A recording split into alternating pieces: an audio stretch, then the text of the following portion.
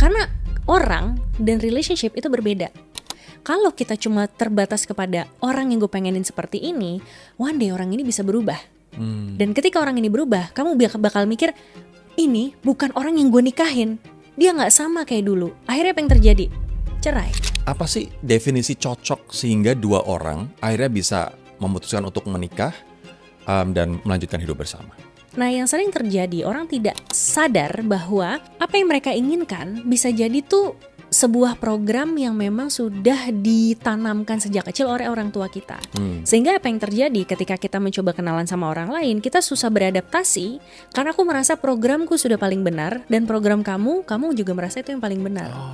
Apakah fair mengatakan orang yang bercerai itu sebagai orang yang gagal dan bermasalah? Tidak fair kalau kita langsung ngejudge dari awal. Maka apa yang perlu dilakukan adalah kalau memang you're curious, kamu bisa bertanya. Kalau udah nikah, nggak boleh ada rahasia. Rahasianya artinya adalah kamu tidak boleh menyembunyikan rasa apapun dari pasangan kamu. Kamu butuh berapa lama untuk mengenal calon suami kamu pada waktu itu sampai hingga akhirnya kamu mengatakan, yes, he is the one, dia cocok. Tahun ketiga itu kita coba beberapa cara untuk meminta restu sebenarnya sama orang tua.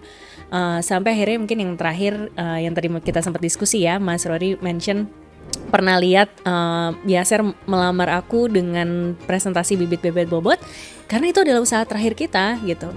Oke, ini jangan ditiru ya. Tapi ini adalah case ekstrim. Salah satu cara untuk aku dan suamiku itu connect atau bonding over sexual activity itu adalah kita membayangkan kalau kita threesome itu sama siapa, di mana, dan ngapain. Loh, seru.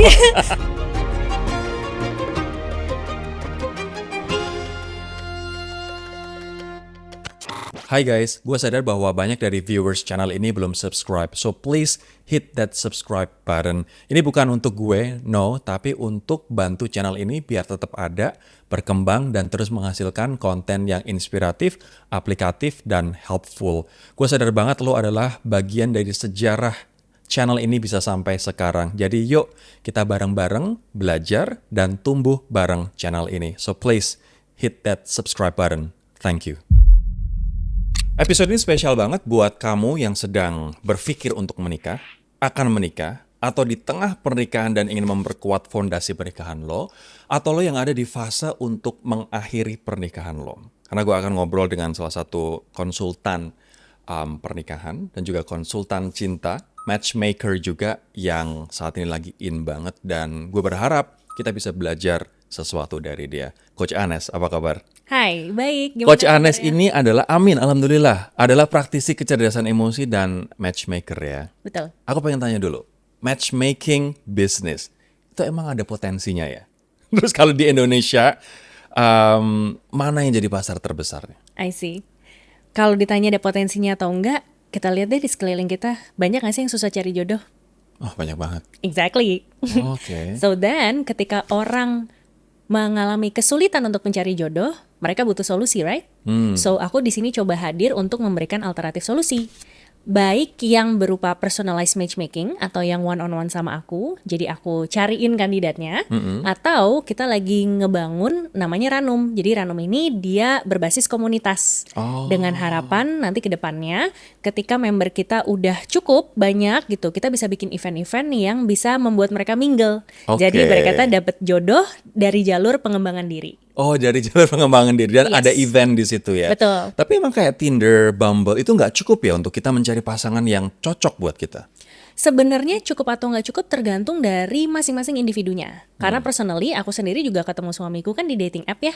Dan waktu itu di Tinder tahun 2018. 2018. Nah, kalau zaman sekarang kan banyak yang pada quotes-unquotes ngeluhin nih, aduh dating apps ini kayaknya isinya player doang, banyak scam dan segala macam gitu kan. Nah, yang pengen aku highlight tuh gini Mas Rory, namanya dating apps, it's just a tools. Ibarat kata alat gitu kan. Alat ini misalnya pisau gitu ya. Pisau ini mau dipakai buat motong atau mau dipakai buat mohon maaf ngebacok. Ya, itu kan bisa betul. aja gitu kan. Betul. Maka tergantung dari individunya. Nah, ini yang kita coba edukasi bahwa kenapa sih orang tuh berpikir cinta tuh kayak falling in love, pasti jadi nanti ntar agak pasif gitu loh jadinya.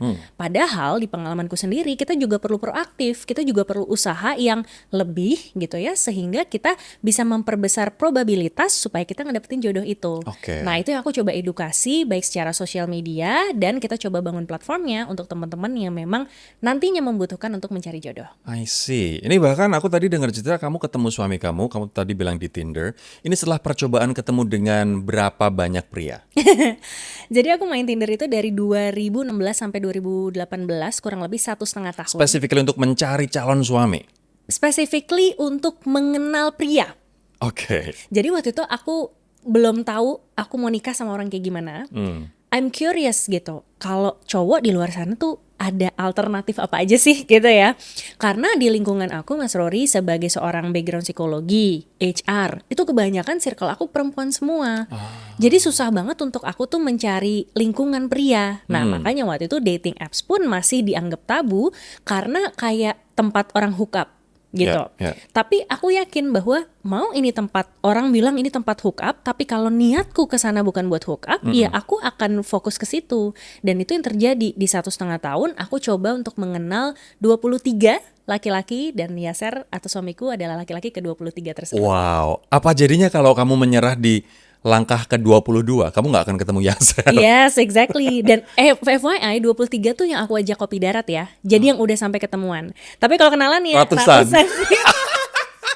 Oke. Then what made the 22 others didn't make it?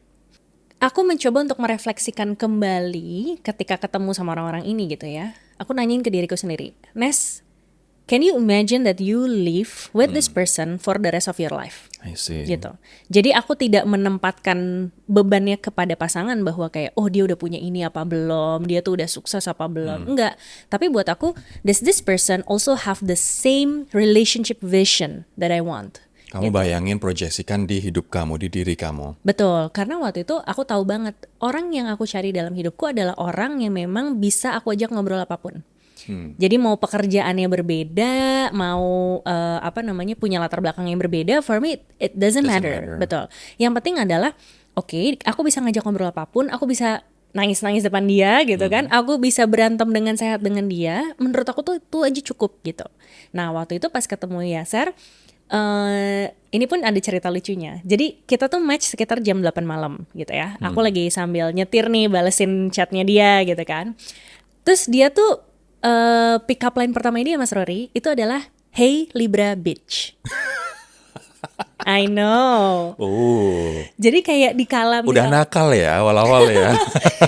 Kenapa dia bilang gitu? Jadi rupanya usut punya usut, profilku kan banyak gitu ya. Aku nyebutin aku itu Libra, aku itu sapioseksual, aku pluviofil, kasih emoticon banyak banget. Rupanya katanya Ser pas dia ngeliat profil aku, nah elah bitch nih gitu kan, city bitch gitu, nulisnya banyak banget segala macam. Oh Libra, gue juga Libra. Nah dia mencoba mengengage dengan kata-kata Libra itu. Justru itu yang akhirnya membuat aku jadi penasaran, Mas Rory. Karena gini, di antara semua cowok, hai, apa kabar? Weh, udah makan belum? Udah Gitu-gitu basi, kan. Yes, dia berani untuk take risk. Dan di situ aku tidak menganggap itu ofensif, justru aku penasaran, kenapa sih lu ngomong kayak gitu? Gitu. Kita ngobrol, chat, terlalu seru nih Mas Rory, setengah jam. Terus lagi di tengah-tengah aku ngetik, terus tiba-tiba kayak tet gitu, layarnya kayak freeze, hilang. Terus oke, aku restart HP-ku, aku coba buka lagi. Kok aku cari dia di Tinderku nggak ada ya? Rupanya gue di unmatch dong sama dia. Gitu. Oke, ini Libra bitch-nya bitchy beneran sih. Beneran, yang bitch itu dia bukan gue sebenarnya gitu kan. Wow. Terus abis itu ternyata gue di unmatch. Abis itu gue gini kayak, hah, kok dia hilang gitu kan, semua cowok-cowok lainnya ada gitu kan, kok dia nggak ada gitu. Kayak oke, yaudah. Terus akhirnya 5 menit aku kepoin segala macam Instagram dan lain-lain, kayak siapa sih nih yang bikin nge-unmatch gue, lo pikir lo siapa gitu-gitu kan.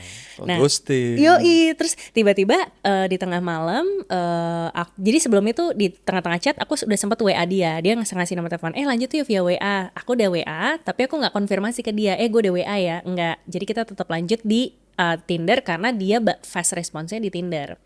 Nah jam 11 malam udah nyampe rumah, udah gue kepoin, udah gue kesel-kesel, dia baru balas hai tanpa merasa bersalah gitu kan. Nah, dia baru cerita di situ kalau menurut dia saat itu kita ngobrolnya terlalu nyambung dan menurut dia this is too good to be true.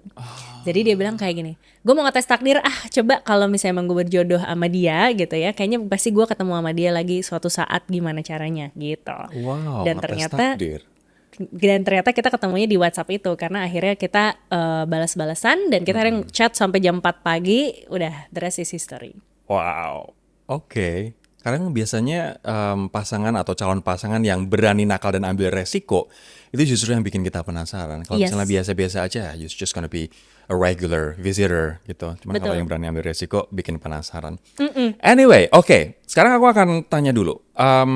Artinya kamu butuh berapa lama untuk mengenal calon suami kamu pada waktu itu sampai hingga akhirnya kamu mengatakan, yes, he is the one, dia cocok. Ini juga mungkin pelajaran buat banyak orang ya. Berapa kita sebenarnya harus mengenal pasangan kita sebelum kita finally tie the knot? Oke. Kalau buat aku sendiri sebenarnya nggak ada rumus pastinya karena setiap orang perjalanannya berbeda-beda. Tapi kalau dari aku sendiri sekitar 1 tahun pacaran aku sudah bisa memproyeksikan bahwa oke, I can live with this person for the rest of my life. 1 tahun doang. 1 tahun gitu. Meskipun abis itu kita pacarannya tetap 3 tahun karena kita masih ada beberapa arrangement masing-masing dan waktu itu ada COVID dan segala macam. Jadi di tahun kedua tuh sebenarnya kita udah usaha untuk meminta restu. Oke. Gitu. Tapi unfortunately memang karena latar belakang kita beda banget gitu ya. So orang tuaku sendiri yang dua-duanya backgroundnya polisi itu agak sulit untuk mengerti Yaser yang backgroundnya itu sangat berdagang lah simpelnya gitu ya. Jadi kalau misalnya ditanya juga gimana ya ngejelasin posisi brand activation ke orang tua yang polisi dua-duanya udah umur 70 tahun gitu kan. It's gonna be hard. Nah makanya di tahun ketiga itu kita coba beberapa cara untuk meminta restu sebenarnya sama orang tua. Sampai akhirnya mungkin yang terakhir yang tadi kita sempat diskusi ya, Mas Rory mention pernah lihat Yaser melamar aku dengan presentasi bibit-bebet bobot karena itu adalah usaha terakhir kita gitu. Awalnya nggak berhasil. Awalnya nggak berhasil. Orang tua nggak approve awalnya. Nggak approve. Jadi memang nggak approve itu karena gini katanya. Ya udah kalian pacaran dulu aja, kenalan dulu aja. Gitu. Nah simply waktu itu setelah 2 kali mencoba lamaran tapi gagal, quotes unquote, kita merasa bahwa gini, ini kayaknya bukan orang tuaku tidak bisa menerima Yaser. Tapi kayaknya ada unsur bahwa orang tuaku tidak percaya bahwa pilihanku adalah memang yang terbaik menurutku. I see. Gitu. Jadi akhirnya di momen itu kita coba, oke deh kita coba cara lain. Jadi sebelum presentasi itu juga ada ceritanya bahwa kita memutuskan untuk gini, oke deh kayaknya Anes harus ambil jarak sama orang tua. Gitu. Supaya apa? Orang tua tahu Anes mandiri and this is the person yang memang dipilih sama Anes dalam keadaan sadar, sehat dan bukan cuma kayak cinta bucin-bucinan doang gitu. Dan akhirnya baru di akhir tahun ketiga itu Yaser mencoba melamar lagi, kita usahain bareng-bareng dan alhamdulillah waktu itu akhirnya diterima. Gigih banget loh Mas Yaser. Wow, bahwa Yaser sampai dengan presentasi di depan orang tua Anes Yes. soal bibit bebet bobotnya. Yes. Dan kadang-kadang orang tua juga tidak bisa hanya dikasih ide yang ngambang. Betul. Memang harus benar-benar ditunjukin dengan presentasi. This is my bibit, my bebet, dan juga my bobot gitu kan. Yes. Dan itu yang dilakukan. Jadi menariknya gini Mas Rory, orang kan kalau orang udah tua ya, kita nggak berharap mereka untuk mengerti zaman kita sekarang. Jadi kita mencoba untuk gimana ya kita bisa mengadaptasikan komunikasi kita supaya sesuai dengan audiens kita. I see. Gitu kan? Betul. Jadi kita berpikir, oke, orang tua umur 70 tahun. Attention span-nya tuh udah dikit banget. Apa yang bikin mereka tertarik? Itu adalah sesuatu yang ada visualnya gitu loh. Karena mereka main handphone, mereka Iya. nonton TV. TikTok mungkin, Waktu itu YouTube. Oh waktu itu belum ada. Belum Ya, gitu. ya. Jadi mereka orang tua nggak nonton YouTube, orang tua gue nontonnya TV, literally kayak apa namanya news gitu Ya, ya. kan. Kita jadi berpikir, oh mereka tuh kayaknya butuh visual. Betul. Nah makanya kita berpikir, oh kita profesional, kita bisa melakukan presentasi, yuk kita transfer skill itu gitu. Yang tadinya adalah untuk pekerjaan kita pakai untuk mengkomunikasikan background kita. Dan Yaser sebagai orang background Padang, dia pikir gini, orang tua Jawa biasanya nyari apa sih? Bibit, bebet, bot. Betul. Dan itu yang dia coba translate ke presentasinya. Ini cocok banget sih. Aku juga kan ngajar public speaking. Aku selalu bilang ke klien-klienku yang aku coaching gitu bahwa as a public speaker, raja kita siapa yang kita serve adalah audience. Jadi Yes. udah bener banget ketika audience kita adalah orang tua, ya kita pakai bahasa, pakai presentasi, pakai alat yang serve our audience, Yes. yang bisa membantu audience kita. Jadi ini juga masukan buat teman-teman ketika pengen meyakinkan calon mertua, mungkin cara terbaik adalah tahu mereka itu karakteristiknya seperti apa, dan presentasi bisa jadi pilihan yang tepat. Agree. Oke. Kadang-kadang ketika kita memutuskan untuk menikah, udahlah yuk nikah yuk, kita udah cocok. Tapi istilah cocok itu kan sangat fluid dan sangat ngegerambiang gitu ya kalau bahasa Jawa. Nggak solid gitu. Ya. Apa sih definisi cocok sehingga dua orang akhirnya bisa memutuskan untuk menikah dan melanjutkan hidup bersama? Oke, ini aku spill framework yang biasanya aku pakai dalam quotes-unquotes mencocokkan orang, gitu ya. Yang pertama, ini aku bagi ke dalam timeline. Simpelnya ada masa sekarang, masa depan, dan juga masa lalu. Kenapa? Karena aku punya background psikologi, jadi aku tahu bahwa namanya manusia sekarang itu pasti tidak lepas dari luka, trauma, ataupun apapun yang sudah dilakukan di masa lalu, gitu. Jadi bahasa simpelnya, kenapa ada istilah attachment style itu sekarang booming banget? Karena sebenarnya itu adalah pembelajaran kita di masa kecil bagaimana orang tua kita menyayangi kita. Dan akhirnya mempengaruhi bagaimana kita pengen disayang maupun memberikan sayang kepada orang lain. Ya. Nah, yang sering terjadi, orang tidak sadar bahwa apa yang mereka inginkan bisa jadi tuh sebuah program yang memang sudah ditanamkan sejak kecil oleh orang tua kita. Sehingga apa yang terjadi ketika kita mencoba kenalan sama orang lain, kita susah beradaptasi karena aku merasa programku sudah paling benar dan program kamu juga merasa itu yang paling benar. Gitu. Jadi yang pertama adalah quotes unquotes dari masa lalu gitu ya. Makanya aku punya tagline tuh find your soul, found your mate. Kalau kamu mau menemukan jodoh, itu harus menjadi sebuah efek samping atau konsekuensi. Setelah apa? Kita benar-benar tahu 3 timeline tadi. Nah, kalau dari masa lalu itu, yang penting kamu tahu dulu how are your parents raised you gitu kan, dan bagaimana itu mempengaruhi kamu sekarang. Oke. Gitu. Itu satu ya. Itu satu. Nah, kemudian untuk timeline maju dulu nih ke masa depan gitu ya. Selain dari masa lalu, kita maju ke masa depan. Pertanyaan yang paling sering aku ajukan adalah gini, what kind of relationship that you want? Jadi aku bukan nanya orang seperti apa yang kamu pengenin, tapi relationship seperti apa yang kamu pengenin. Karena orang dan relationship itu berbeda. Kalau kita cuma terbatas kepada orang yang gue pengenin seperti ini, one day orang ini bisa berubah. Dan ketika orang ini berubah, kamu bakal mikir, ini bukan orang yang gue nikahin. Dia nggak sama kayak dulu. Akhirnya apa yang terjadi? Cerai, gitu kan? So apa yang harus menjadi jangkar di sini adalah bukan pasangan kamu, tapi what kind of relationship yang kamu dan dia pengen bangun bareng, I see. gitu. Jadi harus punya gambaran. Misalnya, aku dan Yaser kita pengen punya kehidupan yang lebih fleksibel, bukan kerja quotes unquotes 9 to 5. So that's why aku mencari orang yang bisa mengkomplement aku in terms of business. Aku orangnya seperti apa, aku maka butuh pasangan yang seperti apa. Karena emang visiku adalah pengen spend so much quality time with my partner gitu. Nah, hal ini tapi kan belum tentu cocok sama Mas Rory, belum tentu cocok sama orang lain. So we need to define that gitu. Setiap orang harus ngedefine sebenarnya relationship seperti apa yang mereka inginkan. Dan akhirnya kalian menjalankan bisnis konsultan matchmaking ini bersama. Betul gitu. Nice. Jadi makanya kita udah tahu in the future kita pasti nggak bakal quotes unquotes kerja kantoran. Yep. Kita pengen menghabiskan waktu bareng-bareng, makanya kita berrelationship bareng, bisnis pun bareng. Biar apa? Almost 24 hours kita jadinya bareng-bareng. Oke. Karena kita sama-sama comfort zone satu sama lain.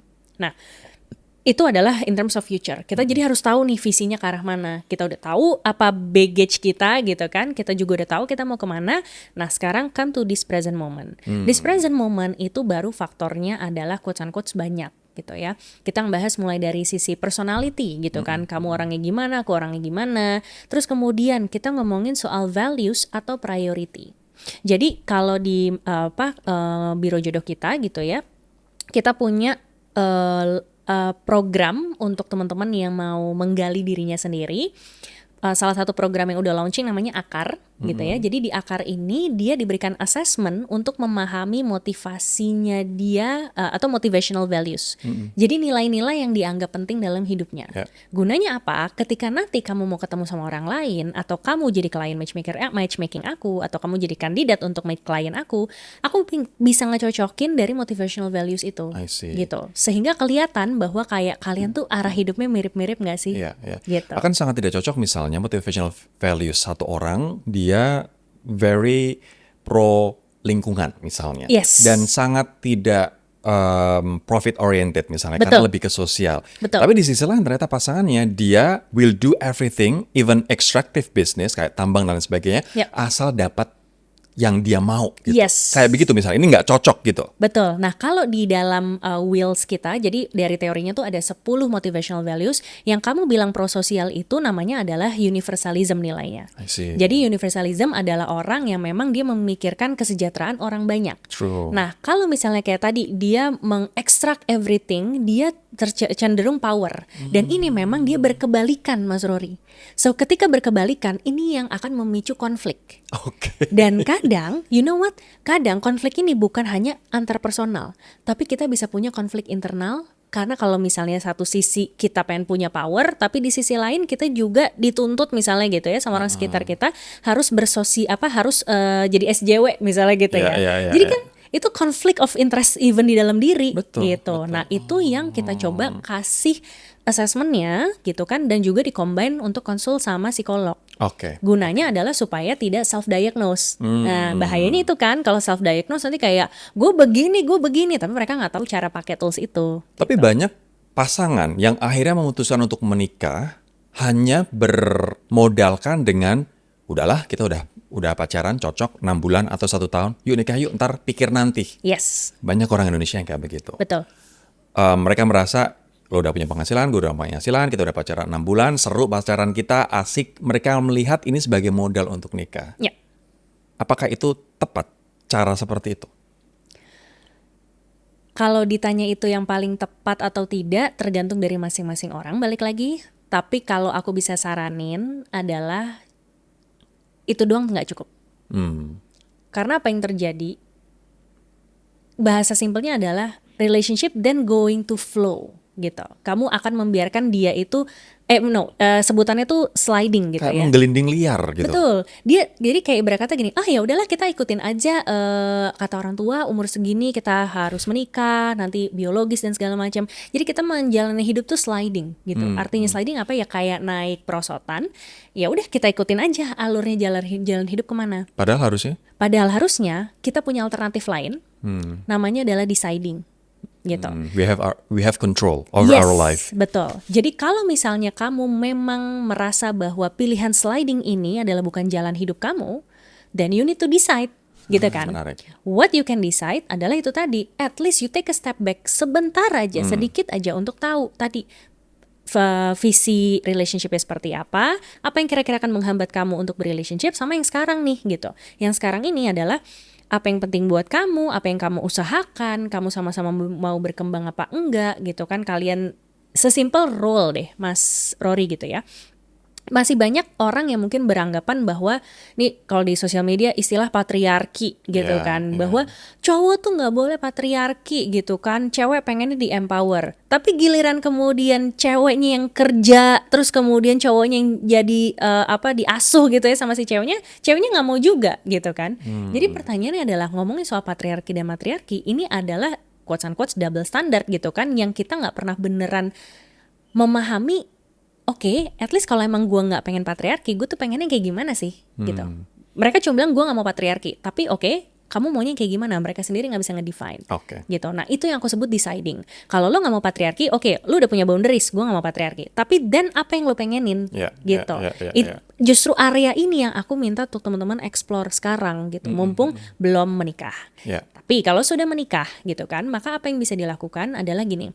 Selama kalian memang ngejalanin relationship ini adalah based on keinginan bareng-bareng gitu kan, dan mau mengusahakan bareng-bareng, banyak kok gitu konsultasi-konsultasi, terapi-terapi yang bisa membantu kalian untuk apa? Berkoneksi satu sama lain, dan tadi gitu loh, pikirin bareng-bareng. Oke. Gitu. Yang jelas jangan sampai kita dibutakan oleh euforia yang menganggap bahwa oke, gue happy sama dia pacaran, gue senang sama dia, yuk kita nikah, nanti pikiran nanti gitu. Ya. Karena ya seperti yang kamu tadi bilang, pernikahan berarti akan sliding dan kita nggak bisa kontrol, tapi let's make a choice dan control over our own life. Yes. Oke, sekarang mungkin rule of thumb-nya, Coach Anes, untuk mengenal pasangan tuh in terms of time, duration, harus berapa lama? Rule of thumb-nya, rata-rata. Oke. Tidak, aku akan bilang tidak ada waktu yang spesifik Ya. gitu ya durasinya. Tetapi gini, semakin kamu punya banyak sampel, semakin cepat kamu mengenal orang. Oh, makanya sampelnya tadi 23 orang. Betul gitu. Karena itu berasa banget gitu. Ketika misalnya ketemu satu orang, aduh dia misalnya dia ganteng, dia tajir, dia apa gitu ya. Tapi kok kayak really gitu. Kayak masih belum yakin.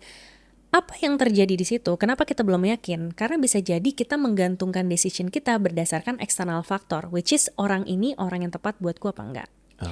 Seiring dengan perjalananku ketemu 22 laki-laki sebelum ketemu Yaser, yang akhirnya aku coba refleksikan ke diriku sendiri adalah oke, kayaknya nggak sustain nih gitu ya untuk deciding something based on orang luar.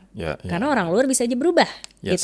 Yes. Jadi yang aku pikirkan oke, kalau gue nggak mau decide based on luar, maka yang bisa gue lakukan adalah deciding based Dari on my dalam. own gitu. Artinya whether do I really choose this person. Nah, untuk choose itu kalau aku dua tips aku yang paling gampang, pertama tadi visi gitu ya, visi relationship dan apa yang penting buat kita, prioritas hidup tadi, sama satu lagi simpelnya nih Mas Rory ya, conflict language, Apain tuh?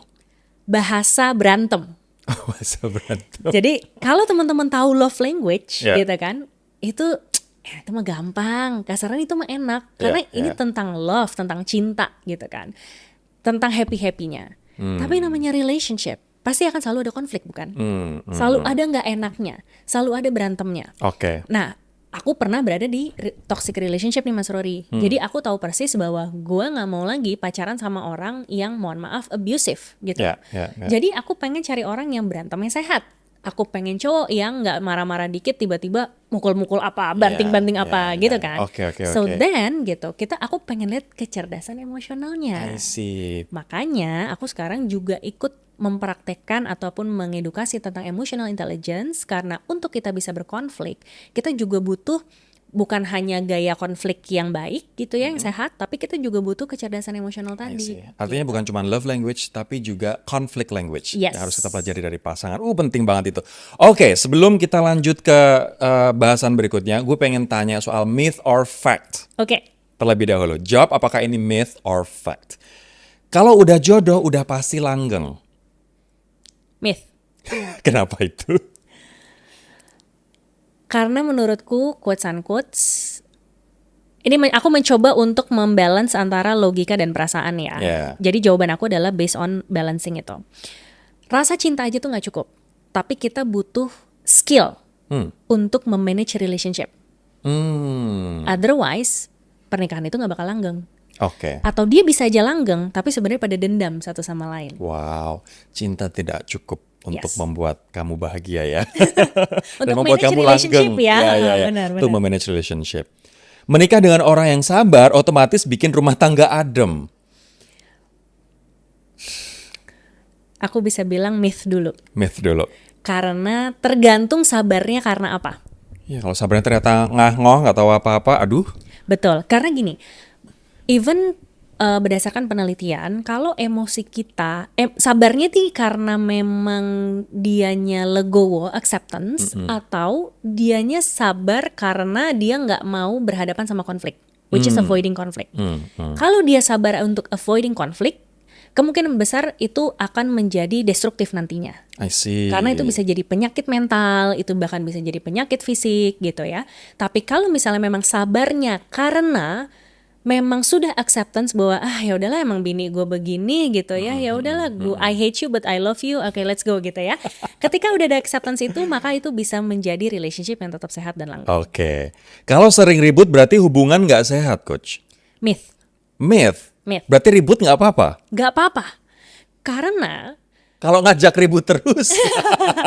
makanya gini, Kalau ributnya adalah tujuannya untuk menyamakan persepsi, untuk mengkoneksikan satu sama lain gitu ya, untuk kita being vulnerable bareng, aku jadi ngerti perspektif kamu, aku jadi ngerti apa ketakutan kamu gitu ya. Dan juga sebaliknya, maka it's a very good and healthy conflict gitu.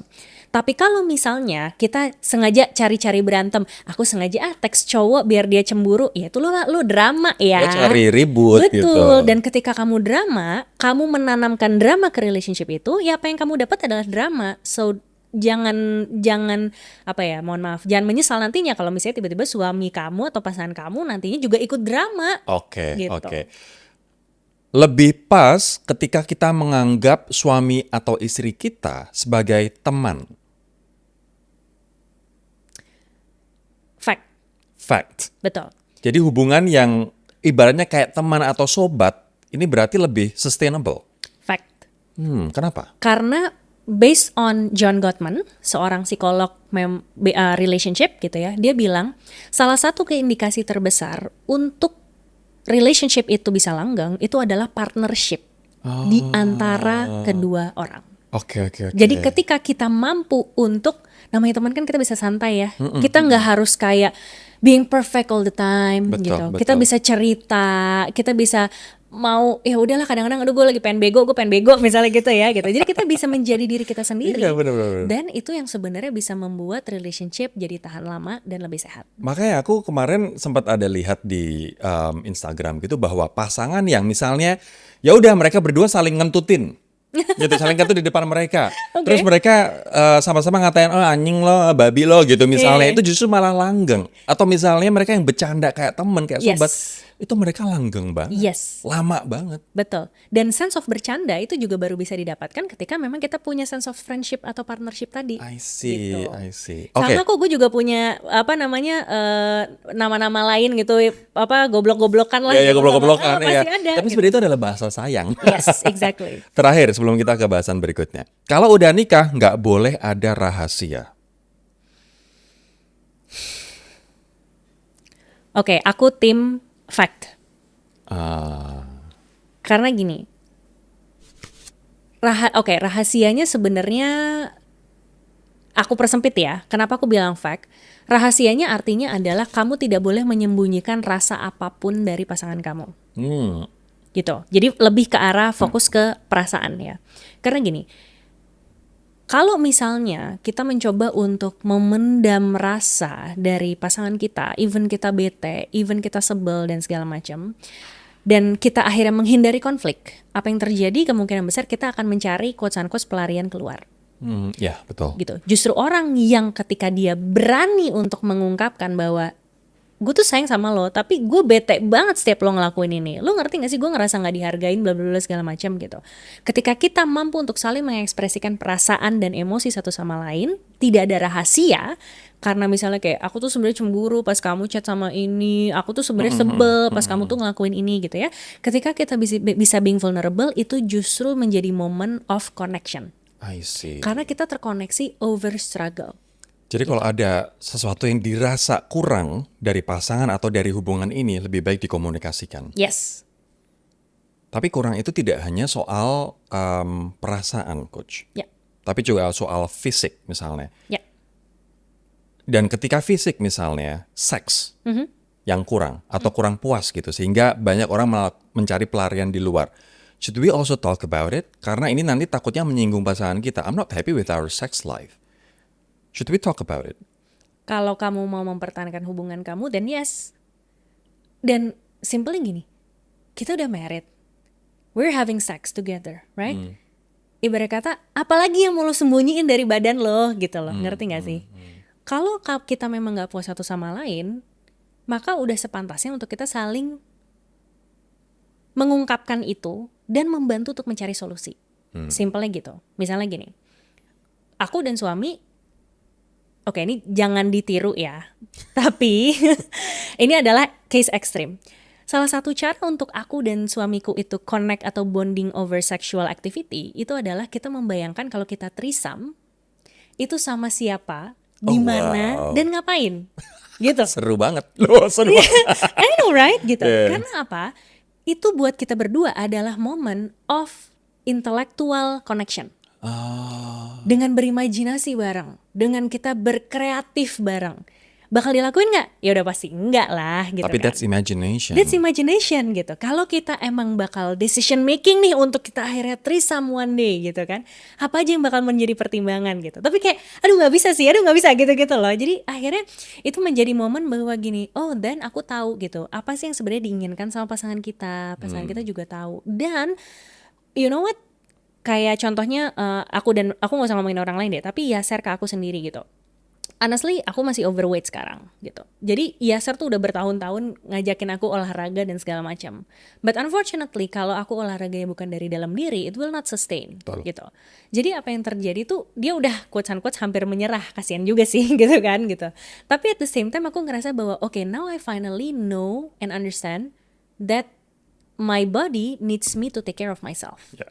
Nah, ketika aku merasa seperti itu, akhirnya ya udah gue ngelakuin olahraga sendiri. Nah, di situ tuh dia betapa kayak akhirnya udah bertahun-tahun gue menginvest those mindset gitu kan, dan akhirnya sekarang lo jadi mau ngelakuin itu sendiri. Nah, justru di momen-momen itu yang akhirnya apa?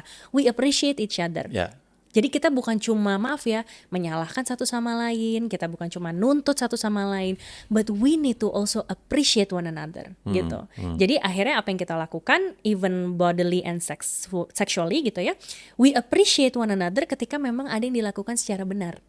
Gitu. B, I like when you do this. B, I'm get aroused when you do this. Gitu. B, kayaknya pakai baju ini oke. Dan fun fact, Yasser lebih sering beliin gue lingerie daripada gue beli lingerie sendiri. Gitu. Wow. So that's, we call it as a relationship management. I see. Gitu. Bahwa kalau misalnya memang, ya gue pikir-pikir make sense juga sih pria yang beli lingerie. Kenapa? Lingerie itu kan fantasinya laki-laki gitu kan. Jadi nggak apa-apa juga untuk akhirnya dia yang memilih gitu. Jadi biasanya yang terjadi adalah suatu hari dia bilang, Bi, aku udah punya di keranjang nih banyak nih. Terus gue kayak, apaan aja nih gitu kan.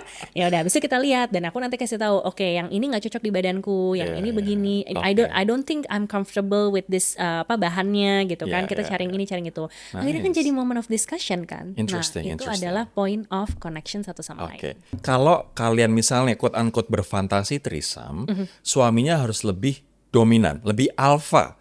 Lakinya harus lebih alpha daripada suami lo, Yasser gitu. Itu rule-nya. Dan itu siapa? Pedro Pascal.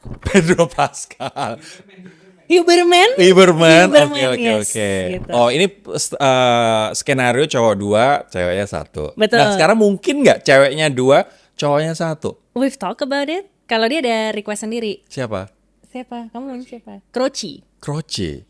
Dia seorang model, punya OnlyFans juga ya kalau nggak salah ya. Oke. Coba dia seorang model, tapi emang tipenya Yasser banget gitu.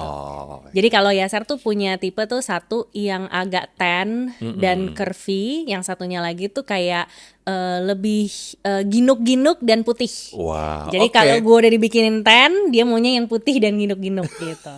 Jadi pas kita lihat bareng kayak, ya oke lah, boleh lah. Tapi ini adalah nggak mungkin banget gitu kan? Nggak mungkin banget. Tapi justru malah ini strategi untuk untuk sustain that connection, that arousal, ya kan? That sex passion gitu. Yes. Oke. Sekarang aku pengen tanya coach soal hubungan yang sehat versus hubungan yang toksik tapi terselubung. Perbedaannya gimana? Oke, perbedaan yang paling besar adalah toksik itu sifatnya dipaksakan. Maka kalau misalnya aku ada request sesuatu dan aku hanya menuntut dia tanpa aku juga ikut mensupport dia, maka menurutku quotes-unquotes itu toksik. Oke. Sesimpel gini, baby aku pengen kamu kurus, oke? Pokoknya gue nggak mau tahu gimana caranya, lu harus usaha biar lu kurus. Apa yang terjadi? We're putting pressure. Betul, ke pasangan kita. Maka apa yang terjadi? Pasangan tidak akan merasa disupport.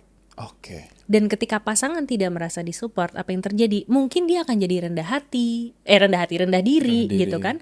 Karena kayak, wah gila ya, kayak gue kurang terus nih gitu. Gue dituntut terus nih. Dan apa yang terjadi kalau terselubung terutama biasanya adalah related to mental. meskipun triggernya tadi fisik gitu ya, oke, baby kamu kurusin badan segala macam, mungkin adalah untuk alasan kesehatan. Tapi kalau nggak pernah diomongin, aku tuh pengen kamu kurusan, sebenarnya bukan karena biar kamu seksi doang, tapi sebenarnya biar kamu juga sehat dan misalnya biar performa kita pas lagi koneksi bareng sexuality-nya itu juga seru gitu kan.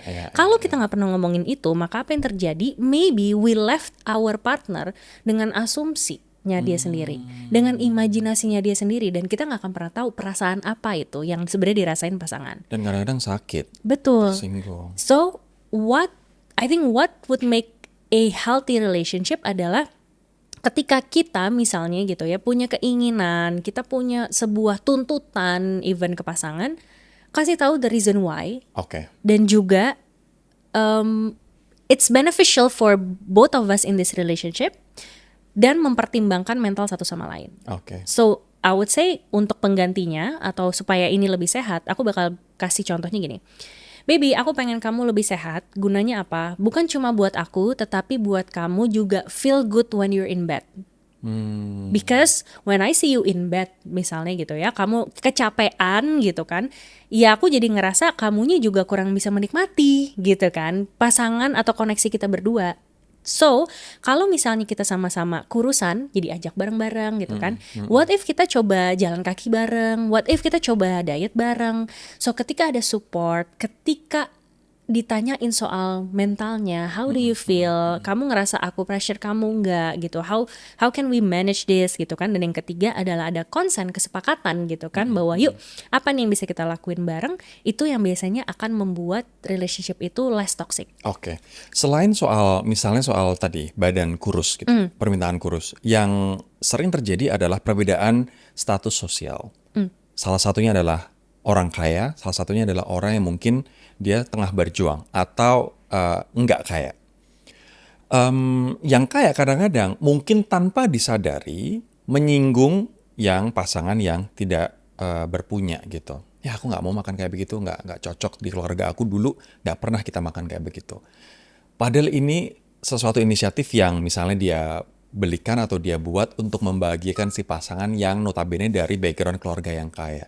Insensitivitas ini kan akan menyakiti. Nah, gimana caranya untuk menyambungkan dua status ekonomi sosial itu jadi satu untuk membentuk pernikahan yang happy, harmonis, Coach? Oke. Aku kasih teori dulu sedikit gitu ya, dan kenapa akhirnya aku memakai teori ini. Jadi emotional intelligence itu dia punya 4 pilar, Mas Rory. Pilar yang paling terakhir itu adalah relationship management, which is bagaimana kita memanage relationship. Ini bukan hanya masalah di romansa, tetapi bisa dipakai di profesional, di keluarga, dan lain-lain.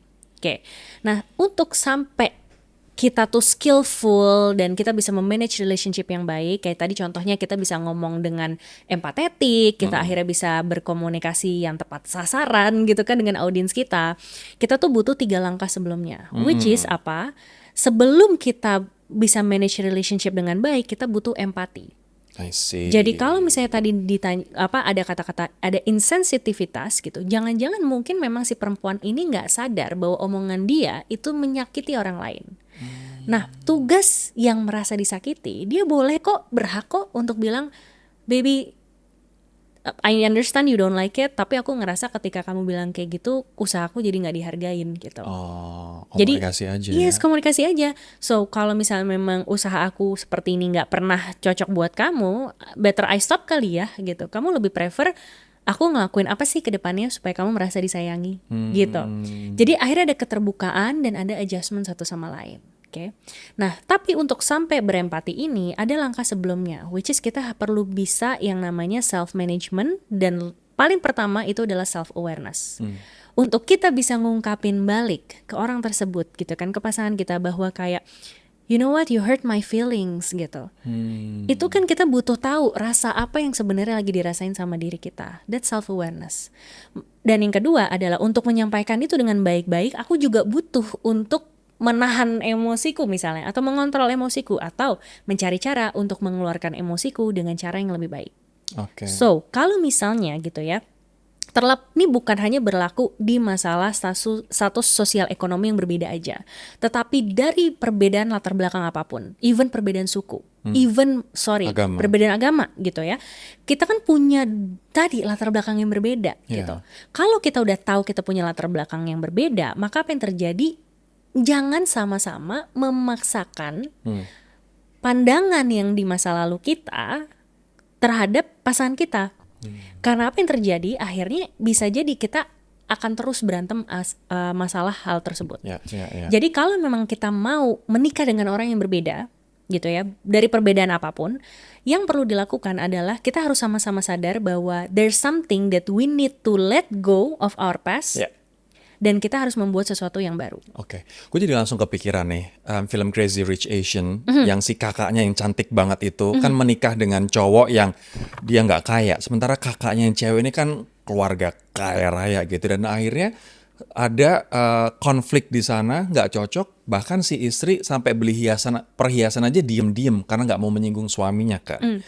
Dan akhirnya si cewek memutuskan kita nggak bisa bersama-sama karena you don't fight enough to win over me misalnya, atau kamu nggak bisa menempatkan berjuang untuk diterima oleh keluargaku gitu. Dan aku yakin ini banyak terjadi di masyarakat kita, yang satu kaya raya, yang satu less rich atau bahkan nggak kaya, dan akhirnya tidak hanya konflik keduanya tapi bahkan konflik keluarga gitu. Betul. Anyway, oke. Sekarang aku akan tanya soal ketika pasangan kita toxic, Coach Anes, ciri-cirinya yang paling kentara apa? Oke. Toxic itu sebenarnya terbagi jadi beberapa macam. Oke, first of all adalah toxic dari sisi physical, yang paling kelihatan dulu gitu ya. Apa itu toxic physical? Yang related dengan abusive biasanya, atau sexual harassment, atau sexual assault gitu ya. Misalnya ada pasangan misalnya gini, ada salah satu pasangan yang mengajak berhubungan intim sebelum menikah, kemudian si pasangannya nggak mau, kemudian dipaksakan. Nah, itu adalah toxic dari sisi physical atau bodily gitu. Termasuk dipukul, termasuk mohon maaf sampai diludahin dan segala macam, itu juga termasuk toxic. Oke. Jadi yang memang ada actionnya. Nah, yang kedua itu ada toxic related dengan mental. Gitu. Nah, related dengan mental ini, apa yang terjadi adalah misalnya ada omongan yang misalnya bersifat manipulatif gitu kan, sehingga dia mengusahakan tadi misalnya untuk mendapatkan keuntungan dari pasangannya, dia mencoba untuk ngasih love bombing dulu misalnya gitu ya, love bombing dulu, terus kemudian nanti kalau dianya udah jatuh cinta sama aku ambil sesuatu dari dia. Nah, itu adalah mempermainkan quotes unquote mental. Tunggu, mengambil sesuatu maksudnya apa? Ngambil apa? Apapun, bisa itu ngambil nyuri barangnya, hartanya, atau misalnya kayak tadi minta berhubungan seksual tapi kemudian pasangannya nggak mau gitu. Jadi tidak ada konsen sebenarnya. Cuman nih orang atau orang ini mengusahakan terus gitu. Jadi kayak memanipulasi gitu. Manipulatif ya. Betul gitu. Nah, itu dari sisi mental. And I would say yang ketiga itu adalah related dengan abusive intellectually, toxic intellectually gitu. Intellectually ini atau berhubungan dengan logika dan rasional, apa yang terjadi kadang-kadang ada pria yang mungkin misalnya gitu ya, aku nggak sebut pria sih, tapi beberapa case yang aku tahu pria, dia merasa dia insecure sama wanitanya karena mungkin wanitanya lebih pintar dan segala macam gitu kan, sehingga apa yang terjadi, dia meminta untuk kayak udah deh kamu nggak usah kerja, jadi quotes unquotes gitu ya, disimpan di rumah, dikecilkan gitu ya, supaya dia nggak jadi pinter, nggak jadi percaya diri, dan nggak menghancurkan ego si suami. Betul, dan supaya nurut gitu. Oh my god. Jadi kalau misalnya bentuk actionnya itu mungkin bisa jadi di setiap orang berbeda-beda, tapi gampangnya adalah kalau kita mau ngecek apakah hubungan kita tuh toksik atau tidak, cek dari 3 hal itu. Apakah toksik secara bodily gitu kan, atau physically, toxic secara mental atau tidak, dan toxic secara intelektual atau tidak. Kalau ada tanda-tanda itu, what should we do? Apakah udah langsung then this is red flag, berarti aku harus keluar dari hubungan ini, atau sebenarnya masih bisa diselesaikan, didiskusikan, Coach? Oke.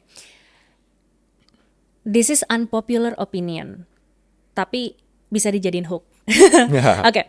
Jadi kalau misalnya memang itu terjadi, my first step my first recommendation to you adalah check yourself first. Oke. Bisa jadi kamu nge-trigger lukanya orang itu sehingga dia akhirnya memperlakukan sesuatu yang tidak wajar kepada kamu. Oke. Dia salah, betul. Tapi kamu ada salahnya atau tidak? Gitu. My unpopular opinion adalah ketika kamu berada di toxic relationship, cek dulu, mastiin dulu dia yang toxic, tapi lu nya toxic juga apa enggak? Simpelnya gitu. Karena apa yang terjadi? Kadang-kadang toxic relationship bisa jadi muncul karena dua orang yang saling men-trigger satu sama lain dan tidak bisa mengontrol satu sama lain, dirinya sendiri terutama, akhirnya itu saling menjatuhkan satu sama lain. So kalau kita udah yakin, first of all, kita bukan orang yang toxic, kita bukan udah melakukan secara sehat, secara benar, secara nalar, secara rasa itu memang sudah tepat gitu ya. Maka baru kemudian yang kedua, assess gitu ya.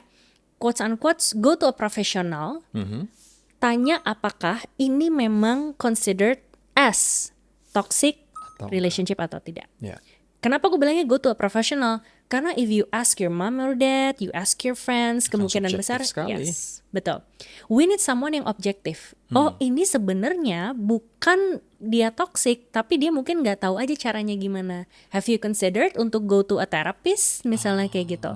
Jadi kalau profesional, enaknya adalah dia akan ngasih tahu objektif dan solusinya. Yeah. Sedangkan kalau kita pergi ke teman, ke keluarga, apa yang terjadi, kita hanya akan misu-misu dan divalidasi. Pengennya dipuk-puk doang, gitu kan. Betul. So, kita go to a professional.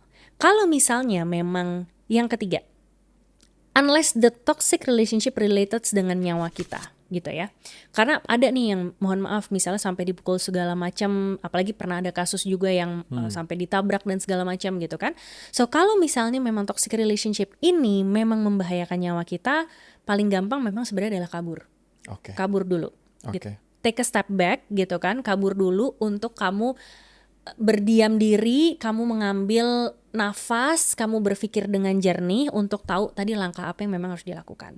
Oke. Jadi setidaknya, kalaupun misalnya memang kamu merasa, oke, gue nggak tahu nih, gue masuk consider toxic apa enggak, minimal banget tuh take a step back, gitu. Ambil jarak dan waktu dulu.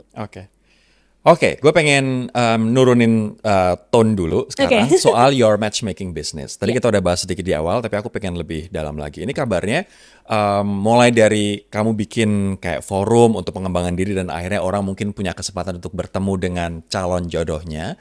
Ada juga program-program yang lebih high profile. Boleh diceritain nggak? Yang setahun dia harus bayar berapa? Yang satu program ini dia harus bayar puluhan juta, itu apa, Coach? Oke. Jadi sebenarnya matchmaking itu adalah program perjodohan. Bahasa Indonesianya gitu kan ya. Program perjodohan ini kalau di luar negeri itu memang biasanya adalah kita nyebutnya one on one. Jadi ada satu klien datang ke aku, terus kemudian klien ini dia lagi mencari nih pasangan hidupnya. Dia lagi mencari jodohnya gitu. Nah, kalau misalnya memang ada yang tertarik untuk menjadi klien aku, dia akan perlu untuk mengisi interest form dulu, gitu. Kenapa? Karena dari interest form itu, aku akan bisa melihat, gitu ya, apakah orang ini siap atau tidak, potensial atau tidak, mampu atau tidak, komit atau tidak, untuk lanjut ke tahap yang berikutnya, gitu. Tunggu, ini yang datang ini berarti high profile client? Even high profile client. Contohnya kayak gimana tuh? Bule kah atau anak konglomerat kah? Yes. Jadi sampai sekarang aku pernah handle bule, aku pernah handle juga tante-tante janda, dia udah punya bisnis di bidang law gitu ya. Terus kemudian yang currently lagi aku pegang aktif itu adalah profesional muda. Jadi memang dia kalau secara karir tuh udah senior manager, jadi level. nggak pengen salah mencari pasangan. Betul. Tunggu, aku pengen bahas dulu yang bule. Apakah ini bule tipikal yang masih muda dan high rocks atau crossfit atau lari atau kayak gimana nih? Oke, jadi klien bule yang aku handle itu dia usianya sekitar 40-an. Jadi sebenarnya udah nggak muda lagi. Yeah. Dia punya bisnis di Bali dan dia mau mencari pasangan hidup orang lokal. Gitu. Tapi apa yang terjadi biasanya kalau bule udah sukses pasti dikejar sama banyak cewek, ya kan? Dan Ani-ani. betul gitu. Jadi yang datang ke aku tuh kadang-kadang gini, aduh gue tuh bingung mana sih yang emang gold digger, mana yang bukan gitu. Apa yang kamu lakukan untuk mencari tahu itu? Apa yang aku lakukan, aku melalui beberapa tahap. Tahap yang pertama adalah interview. Jadi aku akan cari tahu backgroundnya dia, motivasinya dia dan segala macam. Aku akan kasih psychological assessment yang quotes unquote nggak bakal bohong gitu ya. Itu akan merefleksikan diri dan value-nya mereka. Terus kemudian yang ketiga, aku akan melakukan background check I see. gitu. Jadi dari data point yang aku punya itu aku bakal bisa lihat apakah orang ini kira-kira berpotensi untuk menjadi ani-ani gitu kan dan hanya minta dihidupin aja atau gitu kan ini memang Jadi partner. betul jadi partner gitu. Nah kalau untuk bule-bule mereka memang mencari sistemnya lebih ke life partner. Oke, Gitu. iyalah. Yeah. Kalau nyari ani-ani mereka gampang banget. Ya kayak Betul. orang lokal yang kaya juga gampang banget juga anyway ya kan. Itu Betul. di lapangan padel banyak. Betul. Makanya abis itu mereka datang ke aku untuk minta dipilihin. Apalagi kan mereka sebagai bule nggak tahu untuk skena lokalnya tuh seperti apa. Ya, gitu. ya. Oke, itu yang bule. satu. Kemudian yang dua, tante-tante kaya. Janda ya. Betul. Usianya berapa dan apa yang mereka cari? Usianya 55 tahun Oh, gitu. Jadi beliau waktu itu mencari partner untuk menikmati sisa hidupnya gitu. Karena waktu itu klien janda aku ini dia ditinggal meninggal sama suaminya gitu kan dan setelah selesai mengurus anaknya dia merasa bahwa oke, kayaknya udah saatnya aku bisa menikmati hidupku deh gitu. oh so sweet. Terus Yes, jadi dia lagi mencari memang seorang duda yang sama-sama mau menikmati hidup. yang dia cari spesifik duda. Duda, Dia nggak nyari berondong. enggak. Oh, teman-teman yang Gen Z, sayang sekali ini bukan jodoh kamu, bukan rezeki Yes. kamu. Terus? Jadi memang kenapa dia mau carinya duda? Karena dia merasa bahwa selama ini dia tuh banyak dideketin sama orang yang mohon maaf ujung-ujung itu tadi ngeretin Gold dia. digger, iya benar. Betul. Oh, wow. Jadi dia mau cari duda yang memang stabil secara finansial dan memang punya similar interest untuk mengembangkan diri di sisa hidupnya dan menikmati hidupnya dengan Wah, jadi jalan-jalan dan partner segala ya. macam. Betul. Bukan gold digger. Yes. Yang kalau yang ketiga, eksekutif muda tadi, usia 40 ya? Nah, kalau untuk eksekutif muda ini usianya 30-an. Oh, 30-an. Betul, ada yang 33, ada yang 35 gitu. Nah, ini mereka adalah profesional muda, baik punya bisnisnya sendiri ataupun mereka kerja masih di korporasi gitu ya. Mereka ini lebih ke arah sibuk Mas Rory. Jadi karena mereka fokus kerja, terus kemudian mereka kayaknya udah kecapean gitu ya untuk menghabiskan swiping dan dating ketemu orang. Jadi akhirnya aku di-hire gunanya adalah untuk menseleksi gitu. Oh, wow. Dan dia udah nyetor ke kamu kayak kriteria-kriteria aku kayak begini gitu. Betul. Jadi memang sebelum kita masuk ke dalam agreement kalau oke, kamu jadi klien aku dan aku jadi matchmaker kamu gitu ya. Aku tuh milih klien, Mas Rory by the way gitu ya. Kenapa? Karena tidak semua orang itu tadi siap, mampu, komitmen dan benar-benar ready untuk jump into a new relationship. Ya. Jadi untuk meminimalisir kegagalan aku sebagai matchmaker dan kesulitan aku dalam memproses kandidat-kandidat ini, aku akan melihat itu tadi beberapa aspek. Jadi dari onboarding call itu, kemudian aku akan melihat apakah aku sendiri merasa mampu nggak untuk mencarikan partner untuk mereka.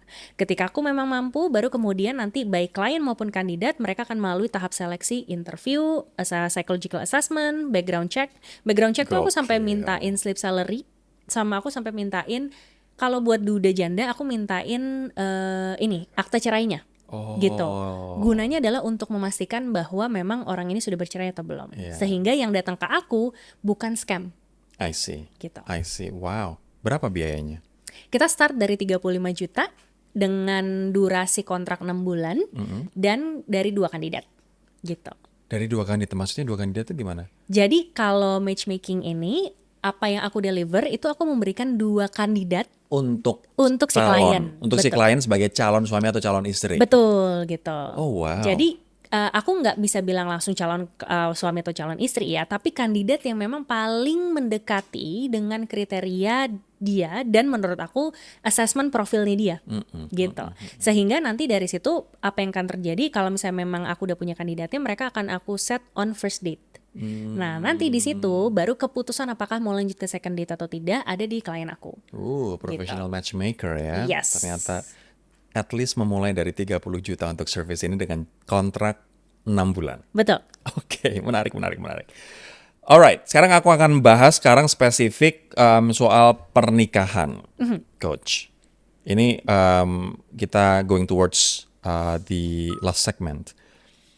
Banyak orang berpikir bahwa menikah itu adalah kewajiban. Menurut kamu, menikah itu kewajiban atau enggak sih? This is a classic question nowadays, ya kan? Tapi banyak orang yang kayaknya butuh jawaban yang luas dari berbagai macam perspektif dan objektif. Ya. Apakah semua orang harus menikah? Tidak. Why? That's my direct answer karena gini. First of all, kenapa pernikahan itu dianggap sebagai sebuah kewajiban? Biasanya dari kelompok orang-orang yang memvalue religion. Gitu.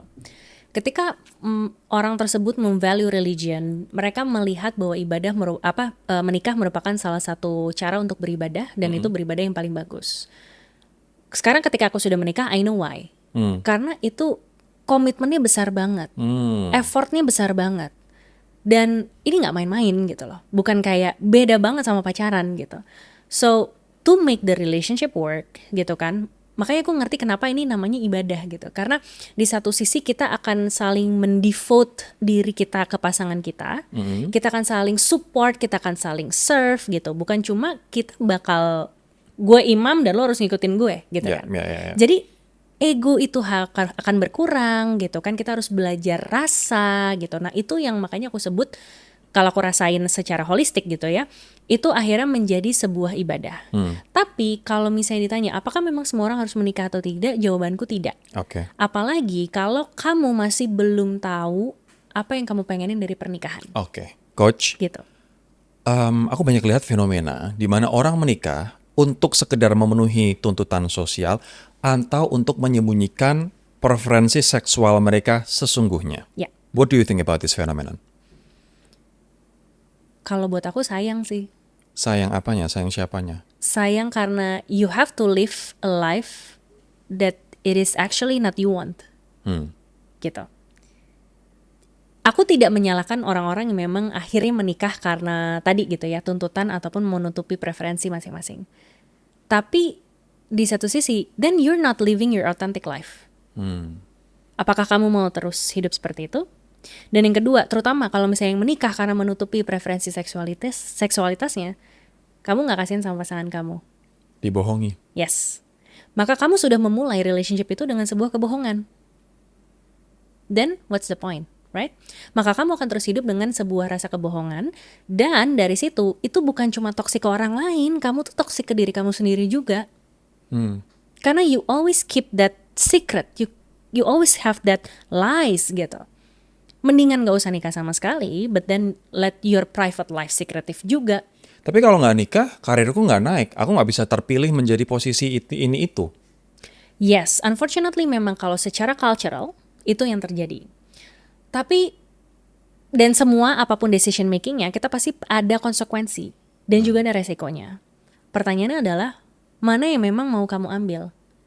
Kalaupun kamu mau menikah quotes unquotes karena untuk menutupi preferensi seksual kamu, yang paling sehat menurutku adalah you also have to have consent from the other people. Gitu. Berarti kamu harus terus terang ke dia. Then it's mutual. Karena kalau enggak, berarti kita memulai dengan niat yang berbeda dari apa yang kita sampaikan ke orang lain. Kamu bukan hanya toksik ke orang lain, tapi kamu toksik ke diri sendiri. But when it's a mutual agreement, gitu kan, setidaknya gitu, ya udah gitu, kalian maksudnya menjalani ini tidak dengan kebohongan dan kalian lebih bisa menjadi authentic self kalian even in a relationship. Gimana jika ternyata yang cowok juga punya preferensi seksual tertentu, yang cewek juga ternyata punya preferensi seksual tertentu, dan akhirnya mereka bertemu di tengah, yuk kita bikin mutual agreement. Would you support that? Bisa. Aku gak support, tapi itu bisa. Bisa apa? Artinya bisa untuk memanage relationship tersebut. Karena itu balik lagi. Tapi sama-sama pakai topeng dong di depan society. Kalau memang itu adalah, kalau itu adalah pilihan mereka untuk take that struggle terhadap kehidupan yang mereka mau bangun di luar, ya silakan aja, balik lagi. Kamu mau live based on your authentic self untuk ya udah, atau kamu mau mengikuti quotes unquotes gitu ya, apa yang dituntut sama sosial dan kamu maka harus menggunakan topeng itu. Kalau misalnya kamu udah siap untuk menggunakan topeng gitu kan, dan kemudian untuk bisa survive atau thriving di lingkungan luar, then go ahead. Tapi jangan membohongi orang lain. Iya. Karena dan kamu sama aja toxic sama dia. Kamu sama aja mendestruksikan hidupnya dia. Gitu. Karena banyak banget, I have no data, tapi dari ya obrolan warung kopi dan yang ada di sosial media sudah menikah, pria dan wanita, tapi salah satunya ternyata masih punya preferensi seksual yang Ya. tidak sesuai kesepakatan dengan pasangannya dan akhirnya main di luar.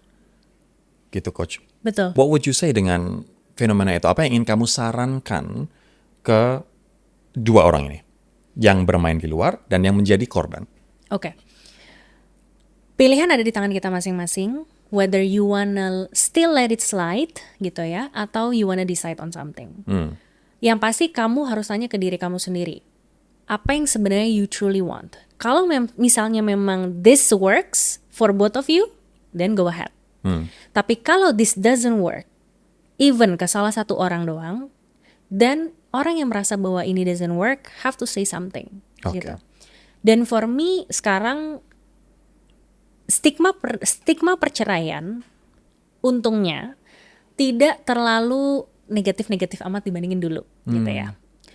Mulai ada reasons yang make sense kenapa orang akhirnya bercerai, even though menurut data satu biasanya gara-gara ekonomi dan yang kedua gara-gara pertengkaran gitu kan.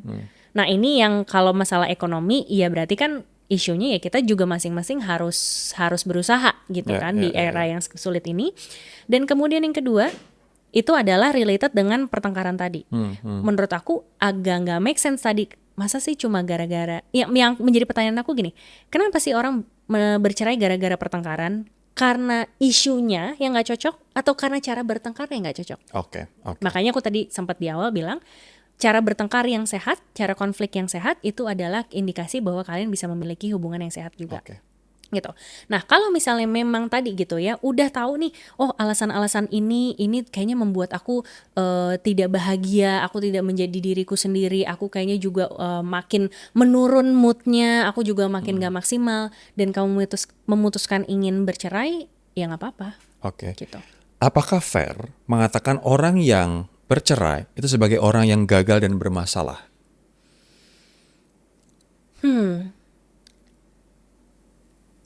Tidak fair kalau kita langsung ngejudge dari awal. Maka apa yang perlu dilakukan adalah kalau memang you're curious, kamu bisa bertanya. Karena setiap perceraian, bahkan setiap pernikahan, mereka punya alasannya masing-masing. Ya. Gitu. Yang kita nggak bakal pernah tahu. So kalau misalnya memang bercerai dianggap sebagai sebuah kegagalan, unfortunately itu akan membuat, maaf ya, orang-orang yang masih berada di toxic relationship pun jadi nggak punya harapan untuk dia akhirnya bisa lepas. I see. Gitu. Jadi jangan pernah menganggap bercerai itu sebagai sebuah kegagalan karena orang punya alasan. Betul. Maka yang harus kita lihat adalah datanya kenapa gitu. Itu adalah untuk menyeimbangkan logika kita untuk tidak akhirnya menstigma orang-orang dari kelompok-kelompok tertentu. Tapi yang pasti adalah make that reason reasonable enough for you to say that this is the healthiest, dan aku bilangnya healthiest ya, bukan better ya. The healthiest reason for me yang harus aku ambil untuk diriku sendiri. Ada stigma, jangan nikah sama janda, jangan nikah sama duda. Karena mereka berarti sudah gagal di pernikahan sebelumnya dan kemungkinan besar akan gagal dengan kamu juga. What would you say? Untuk orang yang berpikiran seperti itu. Kasian ya, janda dan dudanya ini di stigma seperti itu. Yes, the fact mereka melakukan kegagalan atau kesalahan itu adalah pilihan dan tanggung jawabnya masing-masing. Tetapi ketika mereka pengen memulai sesuatu yang baru karena mungkin sudah belajar dari kegagalan itu, then why not? Jadi bukan masalah jangan nikah sama janda atau duda, tapi cari tahu janda atau duda ini kemarin kenapa bercerai dan apa yang sudah dipelajari.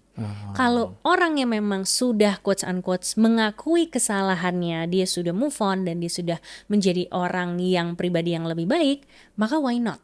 Gitu. Tapi kalau misalnya dia ternyata masih tetap bersama di situ-situ aja, dia masih negatif dan segala macam, ya udah nggak usah juga gitu. Oke. Tapi ini bukan masalah berarti janda atau dudanya aja. Jangan di stigma status itu ya. Betul. Oke, sekarang kita ada di segmen rapid fire question, pertanyaan cepat, jawab juga cepat. Oke. Mungkin nanti ada beberapa yang aku pengen coach elaborate. Kalau pasangan beda agama, budaya atau kelas ekonomi itu batu sandungan atau peluang naik level kedewasaan, coach? Batu sandungan. Batu sandungan. Why? Karena tidak semua orang bisa make it work. Oke. Simpelnya gitu. Oke. Kalau misalnya kamu yakin you can make it work dan kamu udah siap bahwa kamu harus terpisah dari dunia sosial, dari agama kamu, karena pasti akan ada orang-orang Kontroversi, yang betul. intervensi dan stigma seperti itu, maka kamu bisa jadi jatuh kehilangan diri kamu. Gitu. Jadi batu sandungannya adalah sebenarnya untuk diri kamu sendiri. Yeah. Whether or not you're ready to be yourself di luar dari lingkungan itu, atau sebenarnya kamu memang merasa ya udah gitu, gue mau cari gara-gara aja misalnya gitu. Atau kalau enggak, ya udah kita against all odds, yuk kita tetap berjuang. Ya. Gak apa-apa kan? Betul. Aku belum siap nikah. Emang siap itu ukurannya apa? Saldo, stabilitas, atau kesabaran? Stabilitas. Stabilitas. Stabilitas macam-macam. Finansial, emosional? Ya. Kalau di piramida kebutuhan Maslow teori psikologi, pertama adalah stabil secara ekonomi atau keamanan hidup. Baru kemudian yang kedua itu adalah stabil secara emosional atau diri sendiri. Oke, Dan baru yang terakhir adalah stabil secara sosial siap. gitu. Kalau cinta udah ada tapi saldo belum ada, mending jalanin bareng dulu atau tahan dulu? Jalanin bareng dulu. Jalanin bareng dulu. Iya. Karena ada juga orang yang udah punya saldo tapi ujung-ujungnya nggak punya cinta dan ujung-ujungnya dia malah sedih juga. Betul. Jadi kalau misalnya memang kamu quotes-unquotes udah cinta dan kamu mau mengusahakan satu sama lain, duit itu bakal ngikut. Siap. Dating app bantu nemu jodoh atau cuma cari pasangan seks? Bantu nemu jodoh. Kamu adalah living proof-nya. Yes. Terakhir, lebih baik nikah sama orang yang masih miskin tapi rajin daripada anak orang kaya tapi malas. Tergantung pilihan sih. Tapi kalau aku miskin tapi rajin. Kenapa? Karena pertanyaannya adalah miskinnya karena dirinya dia sendiri atau dia memang berlatar belakang dari seperti itu. Apa yang terjadi antara aku sama Yaser, quotes-unquotes, kita memang dari sosial ekonomi yang berbeda. Tapi apa yang aku lihat, mindsetnya Yaser, even though dia berasal dari keluarga yang mungkin biasa-biasa aja gitu ya. Mungkin keluarga aku lebih privilege, tapi aku ngelihat dia punya mindset yang lebih dari aku. Sebagai seorang anak yang privilege. Di situ aku ngelihat bahwa gini, gue punya resource-nya, dia punya kerajinannya. Kalau resource dan kerajinan ini akhirnya disatuin, ini malah bisa jadi blooming. Yes. So why not? Yes. Dan kamu cerita juga sih di Instagram kamu soal itu ya. Yes. Alright, terakhir banget, kalau boleh kasih satu saran untuk mereka yang saat ini sedang memikirkan untuk menikah atau sedang memikirkan untuk mengakhiri pernikahan, Coach. Satu saran itu apa? Find your soul, found your mate. Artinya mulai dulu dari mengenali diri kamu sendiri.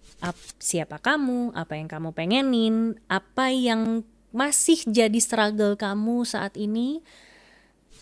Know that authentic self. Karena ketika kita udah tahu, akan lebih mudah untuk apa? Kita mirror itu ke pasangan kita ataupun lingkungan kita. Find your soul, Found your mate. found your mate. Yes. Oke. Coach Anes, thank you banget buat waktunya ya. Thank you Mas Rory. Thank you so much. Nice to meet you. Nice to meet you too. I'll see you in the next video. Bye-bye.